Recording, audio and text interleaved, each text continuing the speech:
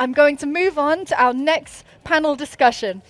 It is the global impact of mobile esport tournaments. And so please join me as I welcome to the stage Teemu Koski, the Chief Business Officer of NODWIN Gaming. I have Mario Pérez Guerreira, Chief Executive Officer, Office MENA, GGTECH Entertainment, and Mohammad Majali, CEO of Fate Esports. And myself, I am the moderator. As I said, I'm lucky I have the opportunity to pick the brains of these experts today. Oh yeah, please, we play musical chairs until we find our home. I'm always sat here. All right, guys, thank you so much for joining me. So I have a few questions. Thank you so much for joining me, first of all. And I just want to ask a few questions, and I will start off perhaps with Teemu. Am I pronouncing that right? Is Teemu? Yes. Ah, fantastic. Just double checking. Because I'm always just having a go at everyone's names, and luckily I hit the spot.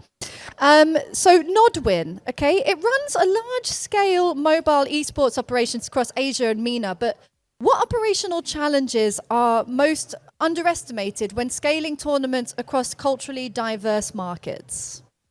It's a good question. And if we look at the MENA region specifically, I would say one of the largest challenges is audience. So when you do it in Southeast Asia, for example, you do MLBB or any of the top titles, tickets sell out, people show up, tens of thousands of people. You do an event in this region, I would say the largest challenge is to get the audience. And that's probably because the culture of actually attending an esports, and not just mobile titles, esport events overall, it's not yet here. So it requires a little bit more time, a little bit more large-scale events for people to really start adapting and showing up. I would say that. Okay, good answer. And okay, in that case then, Mohammad, I will move on to you with my first question for you. Mobile esports viewership has exploded. Now, what factors are driving this surge in audience growth, across MENA, SEA, and the LATAM markets? Can you repeat the question, please?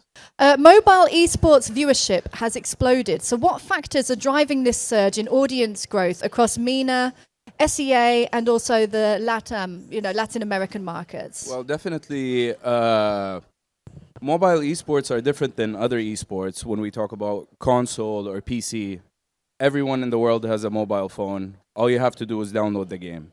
So the audience is much bigger, I would think. Also, if you look at the games in mobile, whether it's PUBG Mobile, MLBB, all of those games have a massive audience. Lots of people playing those games. Lots of people understand those games. So when there's a tournament happening, lots of people are showing up. The players are extremely famous worldwide, and the prize pools are immense. Players are making lots of money playing those games, so people are showing up to watch their favorite players play worldwide. Also, the games are global, so it's not regional. If you look at many games, they're mostly focused on certain regions. So let's say MENA has its games, North America has its games, Asia has its games. These mobile games are very global. So everyone's watching, everyone's tuning in, and everyone's coming to the events. Of course, I think you've touched on some really important points there with regards to, I guess, the accessibility, if you will, Definitely. right? The accessibility. So then, Mario, all the way down there. Hello, hoping you can see me all the way down there. I just have a question for you. So GGTECH, okay, has a deep experience running large-scale esports ecosystems across multiple continents. Now, what lessons from, grassroots formats would you say, do you believe can be successfully adapted to strengthen mobile esports globally?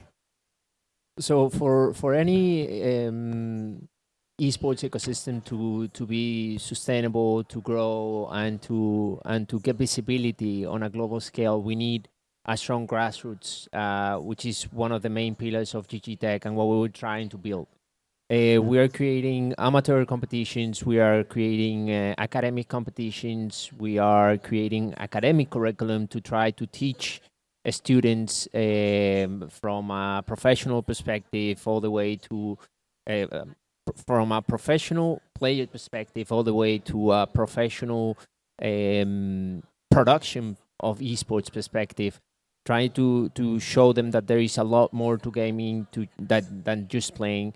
So for us, grassroots, focusing on grassroots is the basic in which we need to build in order to get good players, in order to get those players to be professional and behave professional in a global scale, which is something that is very important, and that publishers and global tournament organizers, we are putting a lot of focus on.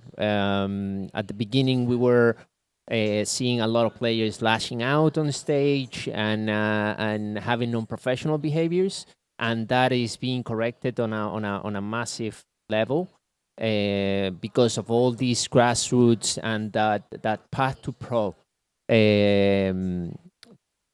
plan that it's establishing on a global scale.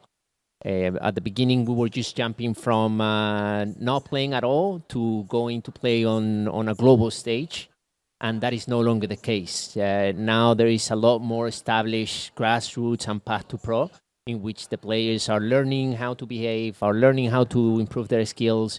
The level of professionality is growing on all levels. I like that. So, oh, sorry, I'm used to my other microphone. I like that. So it's not just about, skills improvement, so to speak, but also etiquette, if you will, like a sportsmanship, instilling those values of making sure that they reach the top, from the bottom, making sure that it's taken to the top with them as well, right? Totally, like any other sport. At the end of the day, they learn everything. Yes, obviously, it's key and it's super important to play and be very good at what you do. But all the other soft skills, you need to learn them, and you need to grow on how to play as a team, control your emotions, be good with your adversary, and all those kind of things. Like any other sport, it is a genuine sport, and it's that fundamentals of sportsmanship and team player, values, if you will. So, Teemu, coming back to you. Monetization, in mobile esports is still evolving. So, from your experience, which revenue models, sponsorship, media rights, microtransactions, or live events have the strongest long-term potential? Yeah, that's the question, right? I've done 10 years of PC gaming. Monetization usually it's heavily driven to gambling and betting related brands. In mobile, there is still, first of all, on that category, it's not that popular, so the money is not there.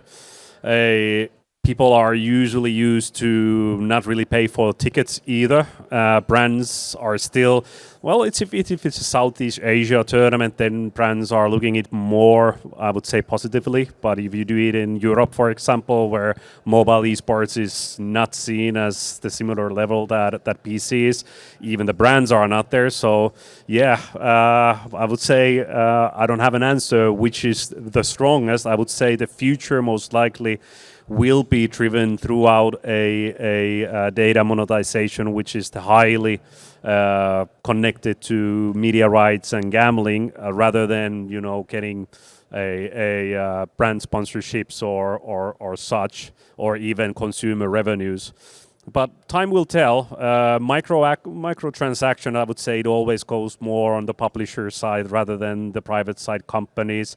Valve is probably one of the best examples of in-game monetization, where they actually do pay the tournament organizers quite well as well from the case openings. But I don't think there's a single mobile game publisher that pays the tournament organizers from any in-game transactions, for example. So I would say if I would have to put my money, it's the growing popularity when it comes to viewership that equals into betting activities, that equals into data monetization. I see. Thank you so much for that answer there. So, Mohammad, I'm going to come back to you.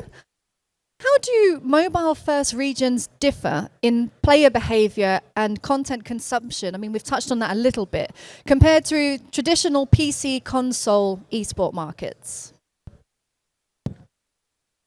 So, you can hear me, right? We can hear you, but it's like directional speakers, Okay, so we can't hear my us. My background is mostly in console and PC games. Mobile games we used to play a lot. As a team, we used to have a PUBG mobile team, one of the top 5 in Europe and the Middle East. Your question was the way it differs from PC? Yeah, so sorry. Also, like with regards to the different player behavior, okay, and content consumption compared to traditional PC and console in esport markets. I mean, when you look at PC players, I usually think every game has its the players that play the game have different behaviors. They have different personalities, let's say. So from what I know from my background, let's say FIFA players are usually interested in sports. They watch football, they watch basketball games, they watch that stuff. When it comes to Counter-Strike, for example, those not players, quite so much. Some people. Yeah, when it comes to Counter-Strike, those players are usually they like to go out, they play the game, they like to go out, they like to do their own stuff. They're popular between friends. Then you have games where people really like to stay on their PC or they like to stay on their mobile phones, and they're more introverts, let's say. So when it comes to mobile games, I think it's difficult to explain, but basically I think they like to focus more on they're normal people that have mobile phones. You saying that the Counter-Strike people are not? No, I was saying the opposite. I was You heard saying it here, mobile guys. Quote him, Counter-Strike quote him. people are very normal. I have to watch what I say, yeah?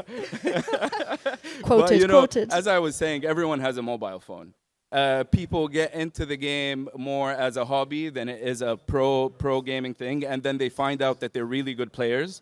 So with that, they become pros, as you were saying. They go from the path to, but I say they go from the path to being hobbyists to becoming pros when it comes to mobile. Different than when it is on PC, because when you play PC games, you're usually focused on being a pro from the beginning.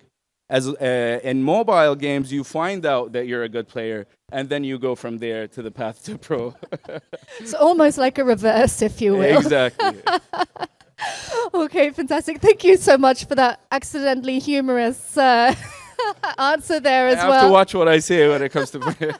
It'll be quoted in the papers tomorrow, I'm sure, all across the gaming community. You heard it here first. I'm kidding. Okay, Mario, coming back to you.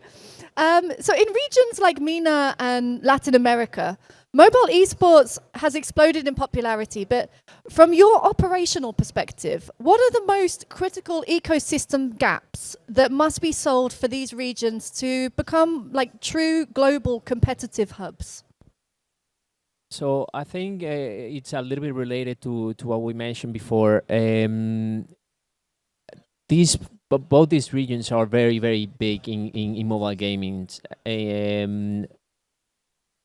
One of the reasons is everyone has a cell phone. Even if it's not a very good one, we can see that on those specific regions, like developing regions like Latin America, we have very low specs games that are very popular, like Free Fire. It's the biggest game in Latin America, and it's mobile based, and it requires basically runs on every single cell phone. It doesn't require a high standard cell phone.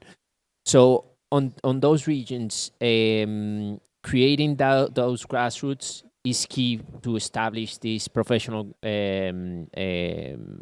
let's say, path to pro. Right now, the publishers are investing. As Teemu said, most of them they only invest on their own competitions, and they normally don't pay much for third parties to create those. That's why it's not one of the most promising revenue streams for tournament organizers. But it is key for them to create those professional ecosystem, to try to give light to those players that has the potential to compete at a global stage. So these regions are getting that traction and that visibility on a global scale thanks to those competitions that are being held regionally, specifically for those regions. And this is mostly basically thanks to the publishers that are investing in that. Okay, fantastic to hear. So, Teemu, I'm going to come back to you. How do you see the balance shifting between publisher-owned tournaments and third-party tournament ecosystems over the next 2 to 3 years or so? I would say definitely we are seeing a switch where like if we look at the PC gaming again, there are various different models from Riot pretty much doing everything by themselves, where Valve pretty much does nothing themselves, and you know a various different hybrid models where publishers does some and you know third parties some. In mobile gaming, I would say it's going towards third parties organizing, but then we go back to your question. Even if we are offered the opportunity to produce it, we don't want to do it with a loss, right?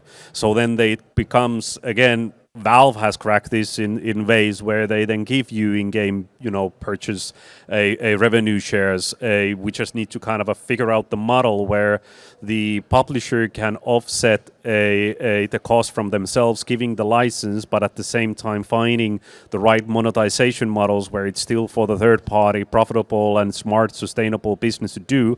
I would say most of the publishers still look at esports as a cost center rather than a profit generating vertical. It's, you know, their consumer acquisition, it's good branding.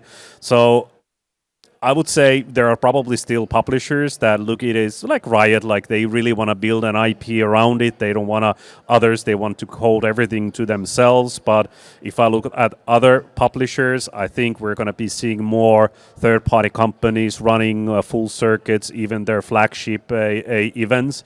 It's just a struggle of finding the right business model for each party to do so. Because again, if, you know, it's emerging. Like Southeast Asia, fine, that's working, but Europe, Latin America, even our region, even though the games are popular, the monetization is still lacking behind the popularity. Okay, interesting. Thank you for that, Teemu. So, Mohammad, I'm going to come back to you then in that case. Like, what are the most effective monetization? That's a tongue twister for me, guys. It always catches me for some reason. So what are the most effective monetization models for mobile esports today, and which ones still remain underutilized? I mean, I would think definitely in-game purchases, that's number one. What's underutilized? I think when the popularity of esports grows, there's many ways to be making money, especially when it comes to events. I always say esports events are fun. Don't get me wrong. They're fun to some extent. Okay, because usually when you go as an audience member, I go to lots of events. So you watch the game. If you're not really interested in the game, or if it's still early in the tournament, so still in the qualifier stages, there's not much to watch. There's not much excitement. The audience is not big. When it gets deeper into the tournament, that's when the audience, that's when the arenas fill up. That's when things happen. I always think there's lots of things to be happening around that event. So lots of event organizers focus on the game, but they don't focus on the experience or the spectacle. When it comes to the spectacle, what's happening, the shows that are happening, if you have musicians that are on stage, if you have things happening around the event, around the venue, where there's things to buy, merchandise. Very much like real life sports games. Or not even sports games, even... Formula One, for example, there was the big concerts afterwards and, you know. Definitely. Or when it comes to concerts, there's lots of things to be doing in the venue that are fun. So that's one way that I think is underutilized, and there's lots of ways to make money there. But yeah, definitely number one is in-game purchases. If you look at not mobile esports, if you look at PC esports, let's say Dota with the Battle Pass, where right before the international, which is the biggest, one of the biggest esports events in the world that Valve makes, you get to buy the Battle Pass right before TI, and that's what funds the prize pool, and it also makes them a lot of money. So I think in mobile, maybe that's a route they can be going. Thank you for that. Very interesting and something to think about. Yeah, like combining sort of additional forms of entertainment, sort of, you know, alongside, in parallel with these tournaments as well. I'm sure the guys have a lot to add there when it comes to monetizing. Yeah, please and feel things free that to are add to that if you guys have anything to say. Yeah, I would say a same as the Battle Pass, same as with the CS skins that come out. Like, these are exactly the things when it comes to monetization, when we're thinking about who should run these tournaments, who should run the risk and operate these. These are the things with the publisher that we should figure out. And like I said, there is already a model that works. And, you know, you look at the Counter-Strike majors, you look at the TIs, how full they are, how well they're executed. If we can get to that level with some kind of a mechanism to support financially, let's just say that would be a ideal scenario. Okay, thank you so much for that, guys. That was very interesting indeed. So, Mario, I'm going to come back to you. So, GGTECH frequently collaborates with publishers, governments, and educational institutions, but what partnership model do you believe creates the most sustainable growth for mobile esports and not just on a short-term hype?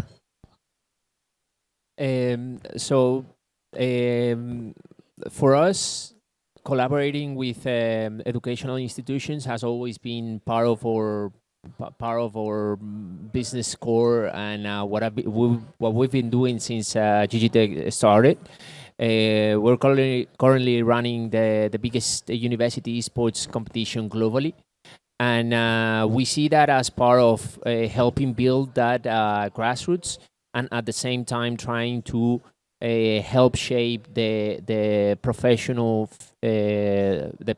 of the future in esports and gaming, trying to teach them what we said before, that there is more to gaming than just playing, trying to teach them and show them all the business behind it, from production to media to social media to design and all these other areas of gaming, right, that are very important.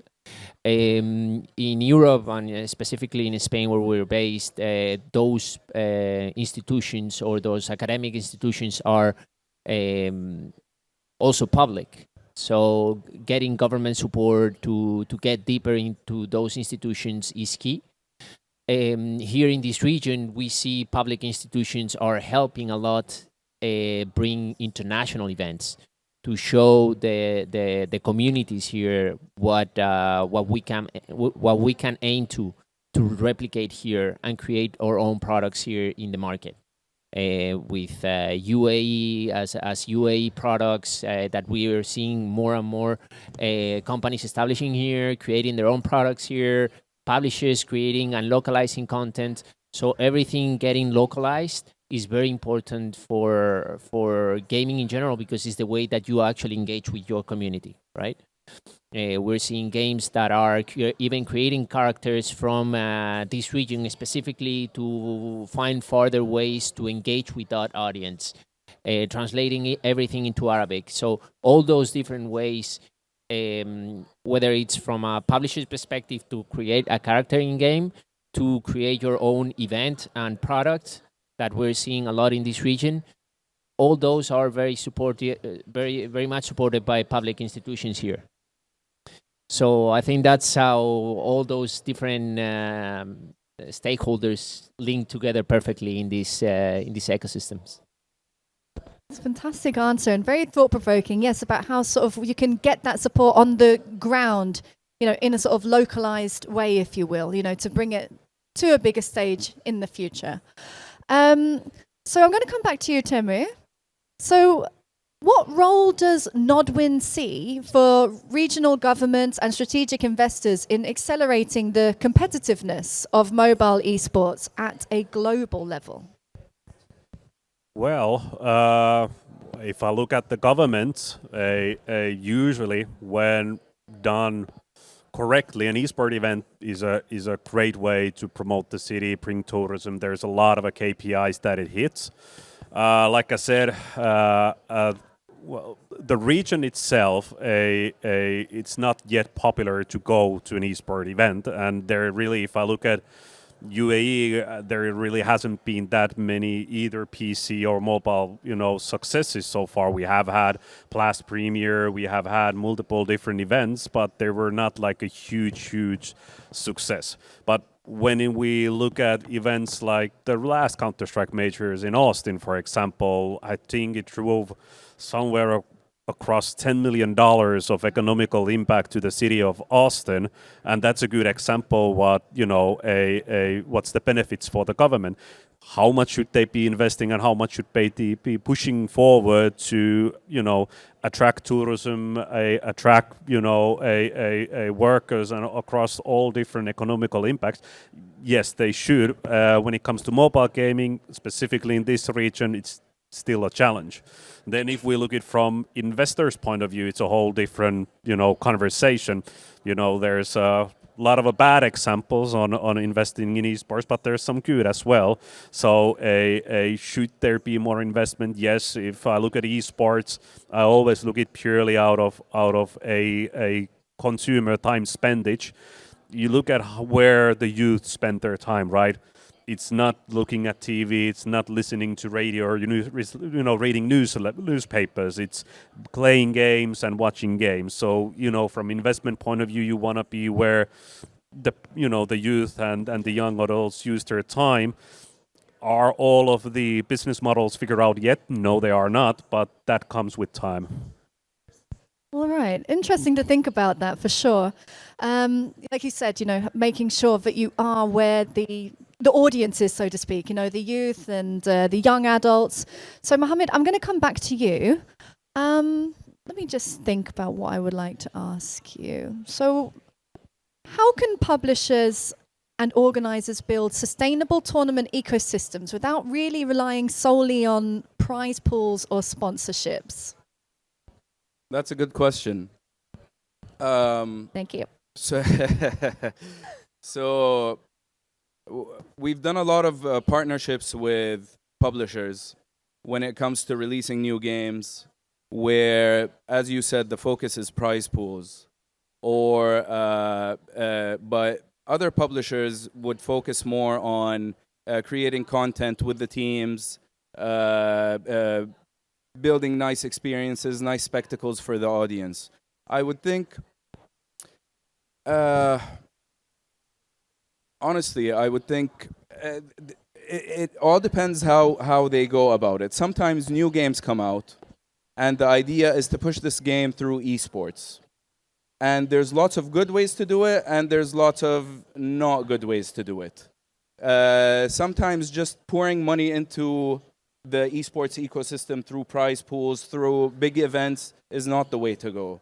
Sometimes engaging with the teams that play the games, and to build superstars in those games, and have followers for those superstars that will end up playing the game because they are watching. Much in the way of sport idols, I guess, right? Exactly. It's exactly the same idea. But there's ways to go about it, and the strategy has to be correct, because you can do it and spend money and not come out with any results. And it's happened before. It's happened with, I've seen publishers do it the wrong way, and I've seen publishers do it the right way. And when it's done right, you can create a new game that is built for esports and focus on building superstars, and the people will follow, if that answers your question.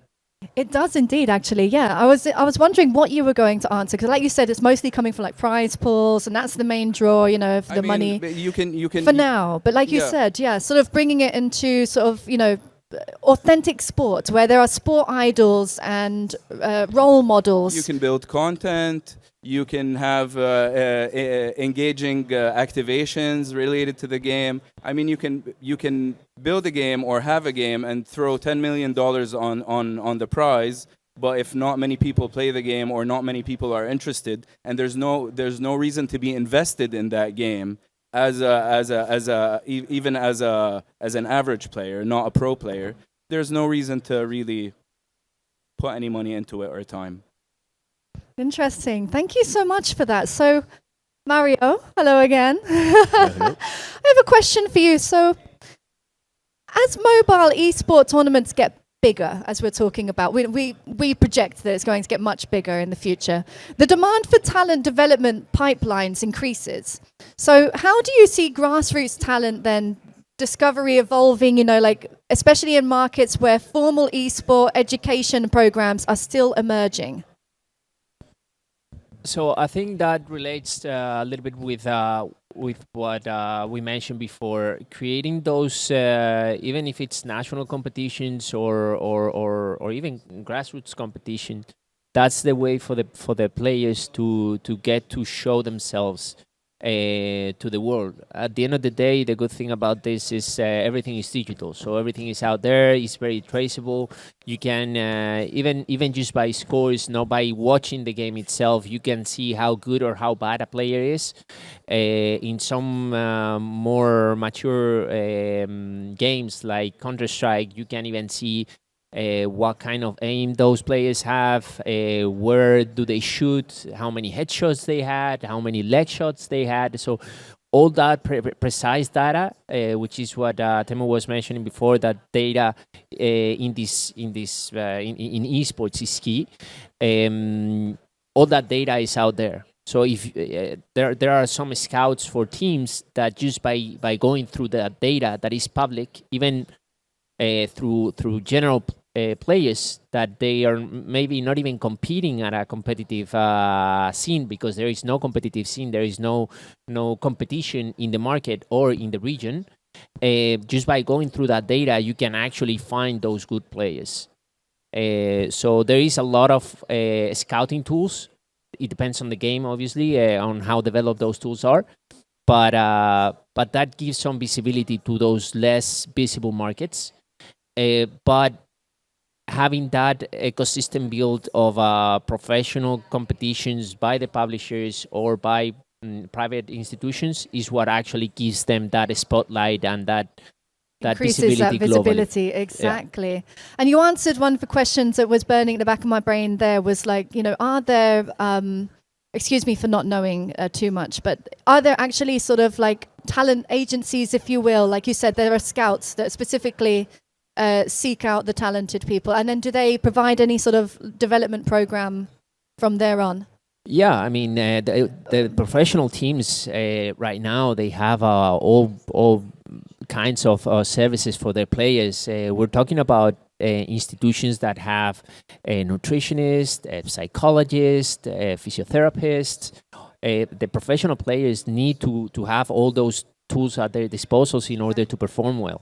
We're talking about athletes, professional athletes. They need to be healthy. They need to be rested. They need to have a very comfortable setup that adjusts to the way that they play. So all those things are very much studied in order to give them 100% of their performance capabilities. So yes, there are scouts and there are... I'd love to add something. So basically, we're one of the first esports teams in the Middle East.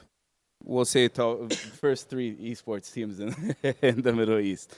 So when we started, the industry was small, and we could compete at the top levels easily in any game that we went into. So Counter-Strike, you know how big Counter-Strike is.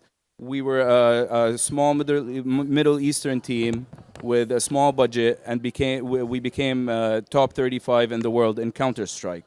So it used to be much easier to compete at the top levels back in the day, before all the big teams came in with big budgets. With time, and let's say right after COVID, because we had a good run in COVID, right after COVID, the big money started pouring into esports, especially esports teams.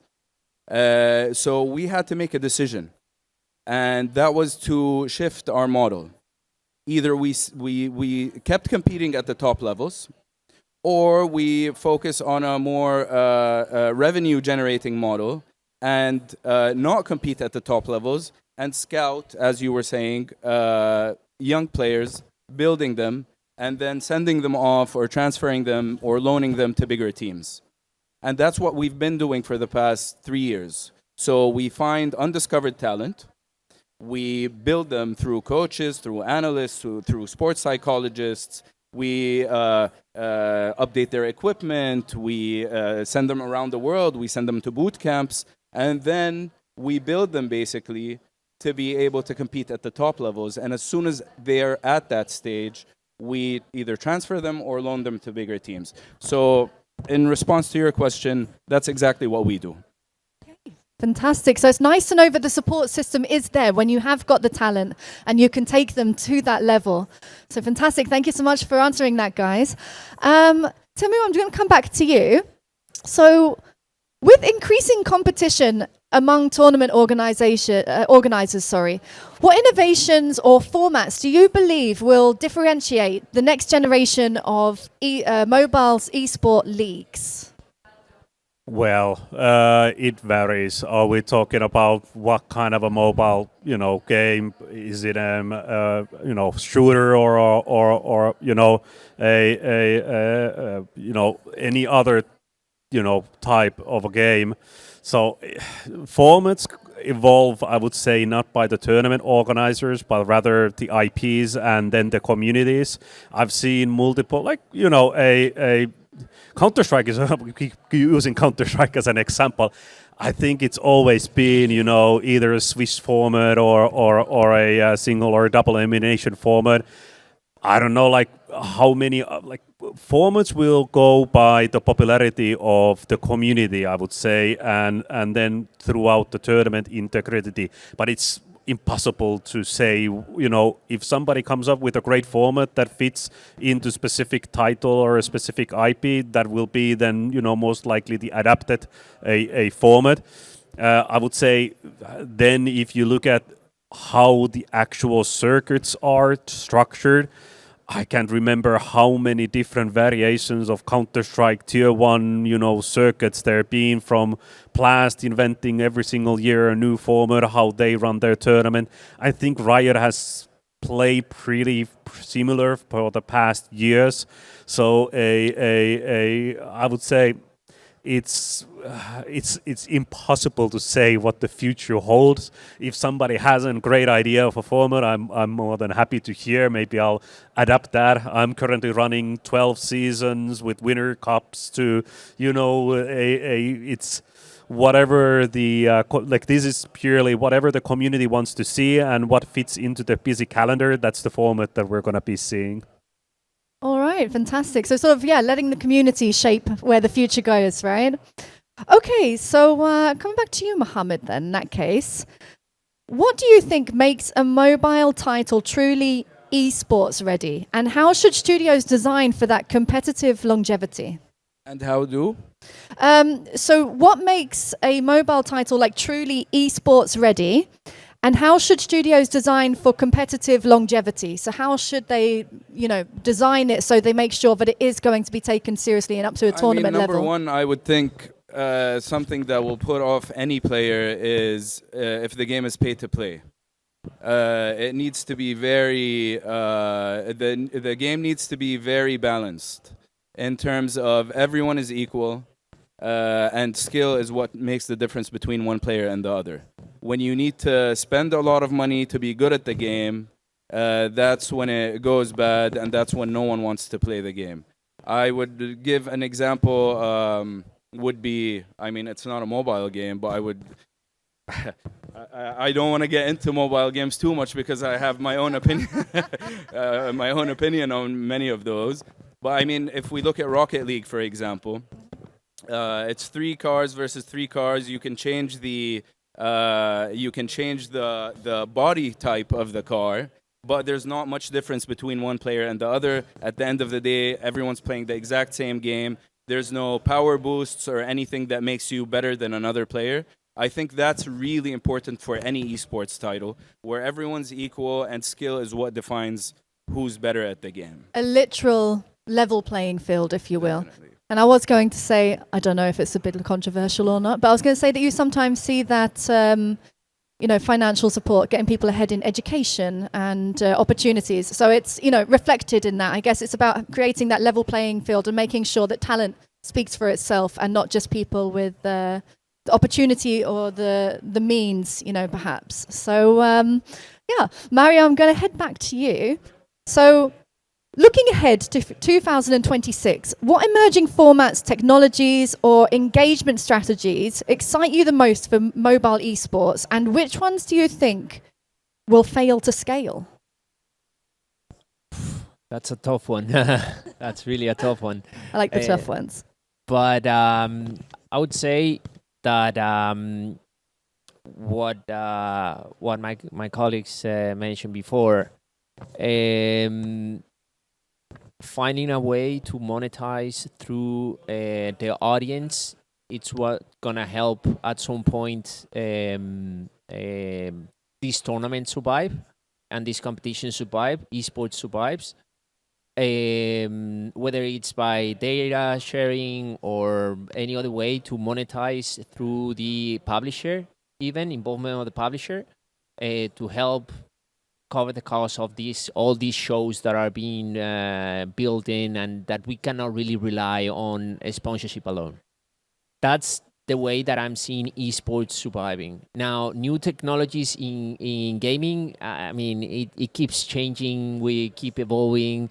Now, I was talking to somebody right before this talk, and it was saying the meta glasses are very uncomfortable.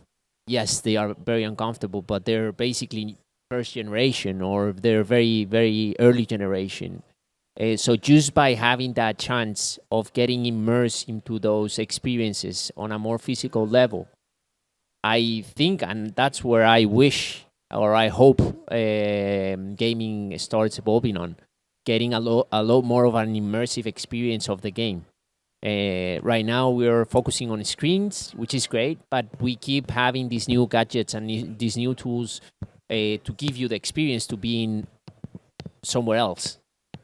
So I'm really looking forward to seeing that evolving at the pace that we're evolving. That I think is pretty fast. And definitely, again, I think we've had panels discussing it and speakers discussing it throughout the show already, but sort of AI is allowing us to sort of bring that a little bit more, to help, bring a sort of more immersive and personalized experience. So, yeah, thank you for that. That was a really cool answer indeed. Let me just have a little look at the time. I don't want to be selfish. I just want to double check if anyone wants to have a question to any of our panelists at all. Does anyone have a question? Okay, fantastic. We'll just get a mic to you, sir. And if you can, just introduce yourself and who you would like to, of our panel, aim the question at. Or you can just throw it out there and allow all of us. Yes, thank you for the opportunity. My name is Awab. I'm a digital product manager managing a game product. My question is for your panel. It's related to the challenge in acquiring users in the MENA region. Could it be related to lack of studios and developers from the region itself who can translate the cultural diversity and the different backgrounds to the games itself? You have people from different backgrounds, people enjoy different type of esports.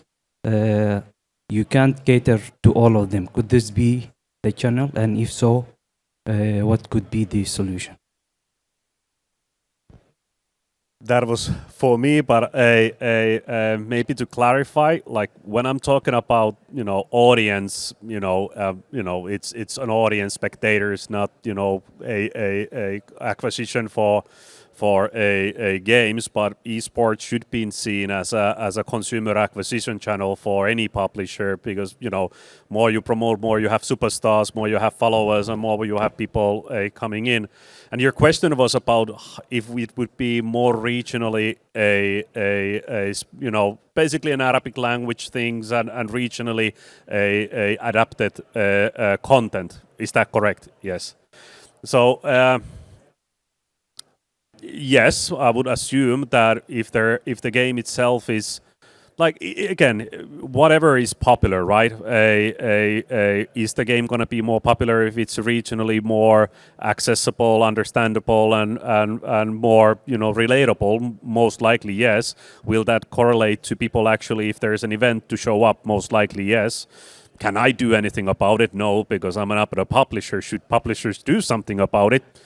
Yes, and I know a lot of publishers do produce a lot of localized content, from leagues to broadcast to even in-game content, and I'm not the best judge of how well it's working. I would ask that question the guy next to me, if when you are doing localized stuff and having localized games, is it more popular and how well it works? From having audience, I would assume so. Yes. Thank you. All right, guys, we've got about roughly a few minutes left. So I'm just going to throw it out to you guys. Anyone that wants to answer, where do you see the future of esports tournaments going? Like, how do you see it looking in the next few years? Well, I can chip in. Like I said, well, I come from data-driven a mindset of 15 years of telecommunications and blah, blah, blah. So I always, like I said, look at where people are spending their time. I don't see there are any changes of gaming being less popular. I would say it's just growing. People are just going to be spending more times either watching games or playing games. That means that more and more money, more and more eyeballs going to be there. So will people come on site, or would they rather watch it from flat screen? That's a good question. Yes, yeah. Will there be that innovation of VR classes or even some other technologic innovation that people choose to take instead of coming on site or watching it from we never know. But the safe and smart bet is in esports and gaming. It will grow in popularity.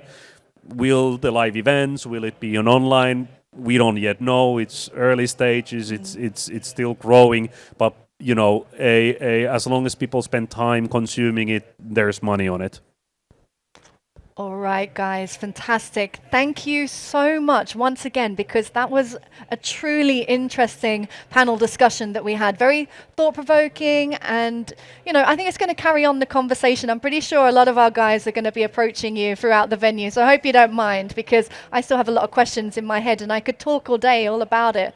But the thing is, we're running out of time, so I just want to thank you all again for your time and your insights and your knowledge, and also your thoughts of where the future of esports is going. So thank you once again. Thank you. Thank you. Thank you.